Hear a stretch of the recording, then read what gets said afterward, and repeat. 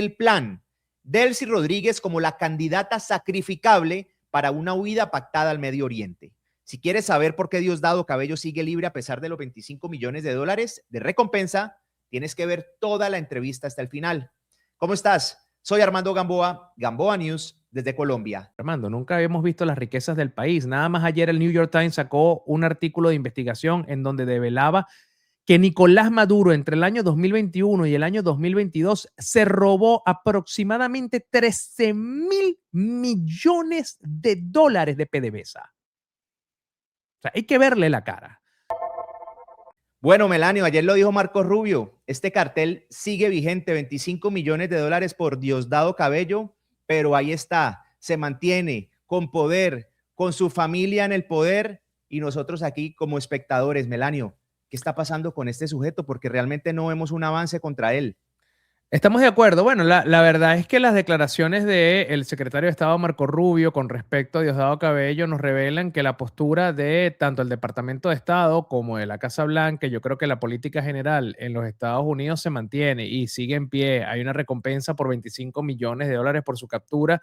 Y yo creo que eso no va a cambiar en un tiempo futuro. Lo que estamos viendo en este momento, Armando, es un escenario en Venezuela en donde a través de la fuerza los Estados Unidos, bueno, la fuerza, déjame especificar mejor, a través de la fuerza militar, política, económica, diplomática, los Estados Unidos tiene un dominio casi total encima de la dictadura que antes era de Nicolás Maduro y ahora es de Delcy Rodríguez y todos sus secuaces.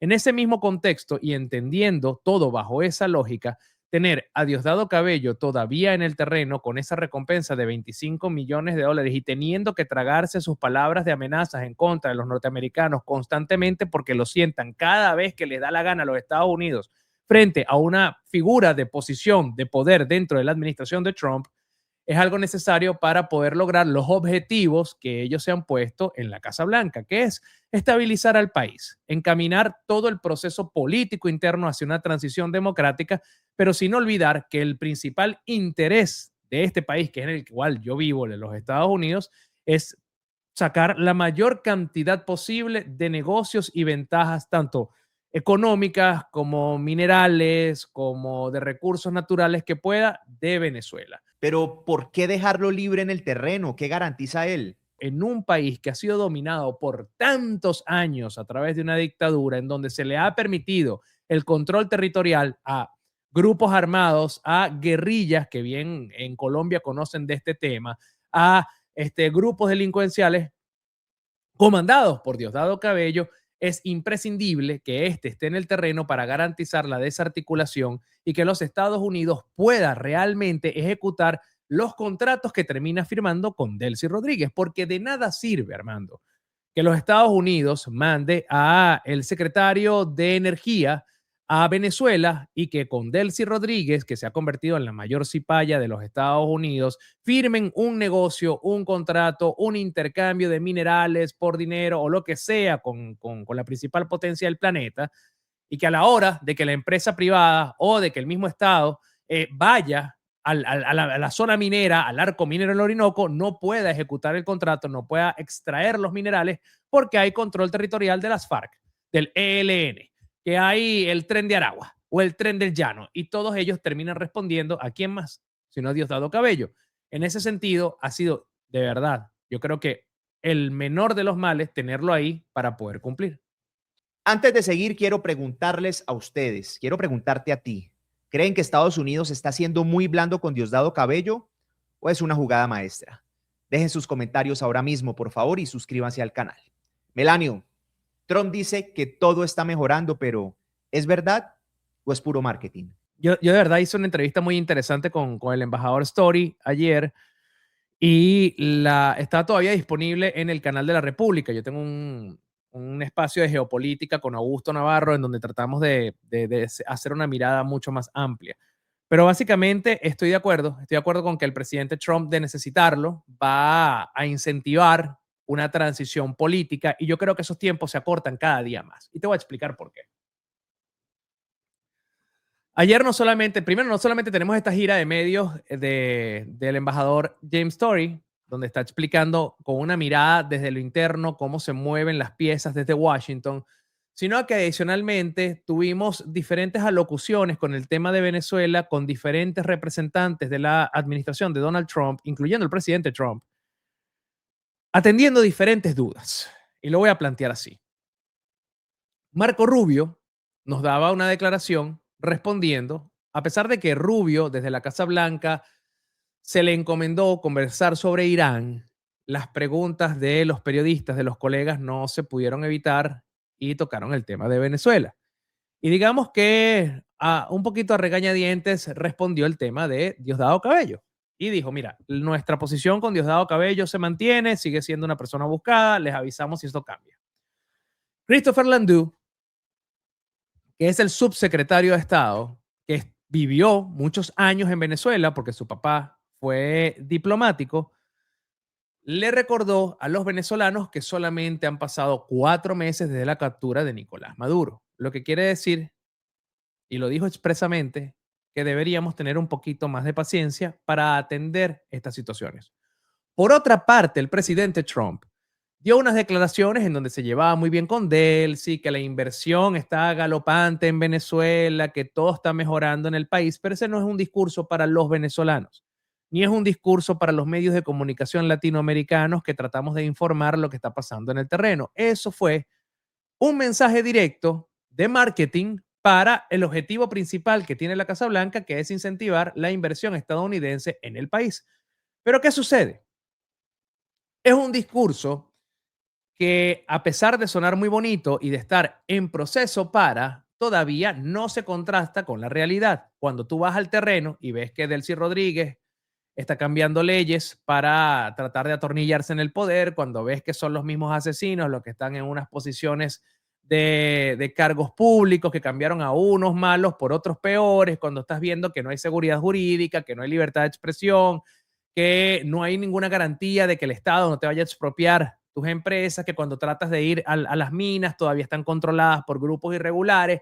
Imagínate tú que para poder trabajar en una mina tienes que pasar por el hombre más buscado del planeta, que es Diosdado Cabello, que tiene una recompensa de $25 millones, cuando tú ves que la General Electric, que la Siemens Energy van para el terreno a hacer una evaluación de cuánto le costaría, de cómo sería una recuperación del sistema eléctrico nacional, y se van corriendo y espantados porque en Venezuela no hay garantía de pago ni hay garantía de ejecución de proyectos.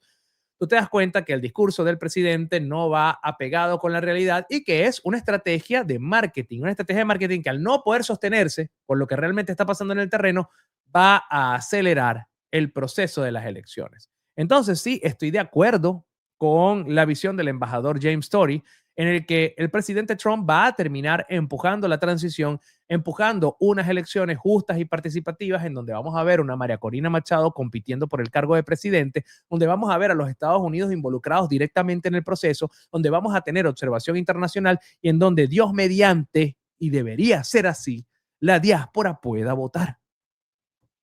¿Por qué es tan difícil desmantelarlos en pocos meses? Estamos hablando, Armando, de grupos terroristas internacionales, Hamas, Hezbollah. Estamos hablando de grupos guerrilleros, ELN, las FARC. Estamos hablando de bandas delictivas que le dan la vuelta al planeta, como el Tren de Aragua, o que están bien profundas en Venezuela, como el Tren del Llano. Estamos conversando alianzas con las peores dictaduras y los gobiernos dictatoriales del planeta. Irán, China, Cuba, Nicaragua, Rusia. No estamos conversando de un simple grupo político que, bueno, que no le gusta escuchar a su oposición. No, estamos hablando de una serie de criminales acusados de narcoterrorismo en su totalidad. Es impresionante que durante todo este tiempo han desaparecido gente, la han torturado, la han masacrado, nos han obligado al exilio a más de 9 millones de connacionales. A ver, en 4 meses yo veo poco probable desmantelar, perdón, todo lo que ellos han logrado. De alguna manera vemos que, y sentimos muchas veces que Delcy y su camarilla siguen haciendo pues lo que se les da la gana. Estabas hablando ahora precisamente de los medios de comunicación, pero sigue la censura a 65 medios, hay más de 200 páginas web que están bloqueadas, siguen los presos políticos. Vimos recientemente que inclusive volvieron a llevarse a Luis Peroso después de Sí. que lo habían liberado en diciembre. O sea, están pasando unas cosas que uno dice, ¿de verdad? ¿De verdad? O sea, es como si fuera una burla directa a los Estados Unidos. ¿Este tipo de cosas tienen que hacer parte de la transición o realmente a qué están jugando? Mira, hay que entenderlo así, Armando. ¿Hay presos políticos? Sí, pero no hay tantos como el 3 de enero. Hay menos. No quiere decir que 500 no sean una tragedia. Son una tragedia, nunca deberían estar presos, deberían ser liberados inmediatamente y todas las personas que estén en un proceso político injusto, en un proceso judicial injusto por motivos políticos, deberían ser despojados de cualquier tipo de cargo y de cualquier tipo de condicional. Estamos de acuerdo en eso. Pero ya no son 2.500 o ya no son 3.000 presos políticos o no son 18.000 como se contabiliza desde el 2014. Ahora son menos, son 500. Es verdad que todavía 200 medios de comunicación están bloqueados en Venezuela, pero hasta el 3 de enero habían 27 periodistas y trabajadores de la prensa tras las rejas. Hoy no hay ninguno. Estos son efectos que han surgido a raíz de los bombazos que le metieron a Nicolás Maduro y la captura del dictador y de su cómplice, su esposa Cilia Flores. Entonces, sí, ha habido un progreso incompleto, por supuesto que sí. No tenemos el escenario ideal para vivir, por supuesto que no, pero estamos progresando hacia el pasado.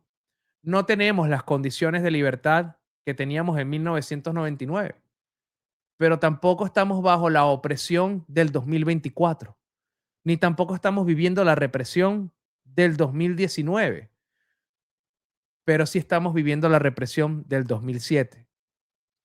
Un país que ha sido sometido por una dictadura tantos años tiene diferentes niveles de medición en cuanto al autoritarismo, en cuanto a la violencia, en cuanto a la represión.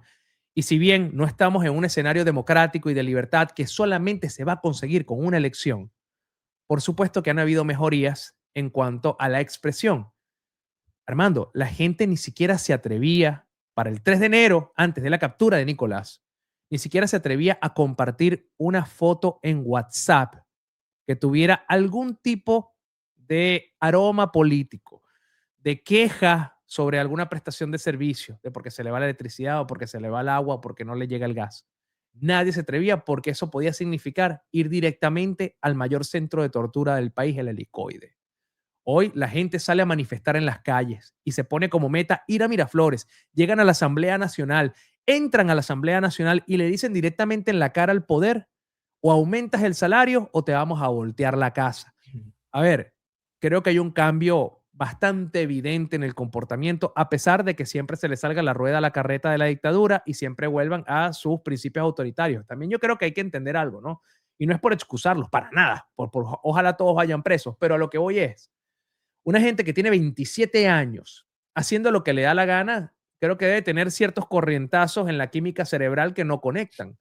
Melanio, ¿traición o estrategia? ¿Delcy entregó a Nicolás Maduro? Estoy completamente de acuerdo con el embajador Story con respecto a que Delcy Rodríguez entregaría a quien sea con tal de mantenerse en libertad. Y es el mismo caso para Jorge, es el mismo caso para, para Diosdado Cabello, si se quisiera mencionar, quien el día de hoy está viviendo el día a día con saldo prestado. Cuando le preguntan a Delcy por elecciones, dice, no sé, en algún momento. ¿Cómo ves ya para ir cerrando este tema de las elecciones y la expectativa que hay también con ellas? Es que eso no es una decisión de ella, por eso es que ella no puede responder. Eso únicamente lo va a decidir los Estados Unidos de Norteamérica. Si Eso es Estados todo. Unidos quiere que haya elecciones en julio, en agosto, en noviembre, en enero del otro año, ellos son los que van a tomar la decisión. Es así. Y ellos la van a tener que acatar con las condiciones que los Estados Unidos digan. Tú tienes una teoría sobre el futuro de Delcy Rodríguez. ¿Cómo terminaría esto para ella? No sé si es el espacio o no, pero mi teoría ¿Cuál? es que básicamente durante todo el proceso de traición en el cual participó Delcy Rodríguez y Jorge Rodríguez, se les presentó la posibilidad de irse a un exilio dorado, una transición organizada del poder en Venezuela, en donde se le quitan las sanciones, se le permite conservar el dinero o parte del dinero robado a la nación y tiene que ir a una elección en contra de los candidatos de oposición que se les va a permitir participar de manera libre y justa con todas las condiciones que ya presentamos. Y evidentemente una persona como Delcy Rodríguez no levanta ni 1, ni 2, ni 3 votos. Nada, cero. Nadie va a votar por ella, ni siquiera el hermano. en ese sentido va a hacer una campaña política, va a hacer toda la pantomima de que es la elegida para continuar con el proceso revolucionario, bla, bla, bla, de Maduro y de Chávez. Se va a medir en una elección, va a perder y se va a alargar alegando persecución política a cualquier país de Medio Oriente. O Esa es sea mi que, lectura, esa es mi lectura. Ella es la candidata, pero para irse.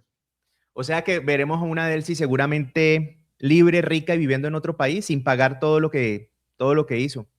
Si ese es el precio por recuperar el camino democrático, que se vaya Delcy, que se vaya Diosdado, que se vaya Jorge. ¿Vale la pena ese costo? ¿Impunidad por libertad? Si retomar la libertad, si retomar la democracia, si librarnos de todos estos delincuentes, tiene un precio, y es que Delcy vaya a vestirse de jeque árabe en el Medio Oriente, que se vaya. ¿El chavismo ya desapareció de Venezuela o sigue vivo? ¿Qué opinas? ¿Qué pasa? Cuando nosotros hablamos, Armando, del chavismo, que yo creo que ya murió, el chavismo como lo conocemos, estamos entrando en otra etapa, pero el chavismo como lo conocíamos, el de Chávez, el de Nicolás Maduro, con la estructura de poder que durante 27 años ha dominado Venezuela, yo creo que eso completamente murió a través de la traición de Delcy Rodríguez. Pero cuando veamos esto en la historia, o cuando mis nietos lo vean en la historia, lo lean en un libro y vean, pero el chavismo duró 27 años. Pero eso no es nada. En tiempos políticos, en tiempos país, 27 años es un periodo corto de su historia. Ahora, cuando yo veo que 27 años los he vivido con mis años, con mis días, con mis horas, a través de mis sueños, mis esperanzas y con un costo sumamente alto, familiar, emocional, profesional, 27 años parece una eternidad. Por eso es que yo entiendo que la desesperación de la gente los lleve a manifestar públicamente para cuándo Diosdado, para cuándo Diosdado. Pero hay que entender que la extracción de Nicolás Maduro sucedió hace apenas 4 meses y hay una dictadura que se instauró en nuestro país desde hace 27 años y una dictadura que no solamente es control político. Bueno, ustedes escucharon a Melanio Escobar. 13.000 millones de dólares robados por Nicolás Maduro en los últimos años. Delincuentes que podrían escapar a cambio de la democracia. ¿Es un precio justo? Quiero leerlos en los comentarios. Por favor, también suscríbanse al canal para seguir con más videos y más análisis de la realidad latinoamericana. Soy Armando Gamboa, Gamboa News, desde Colombia.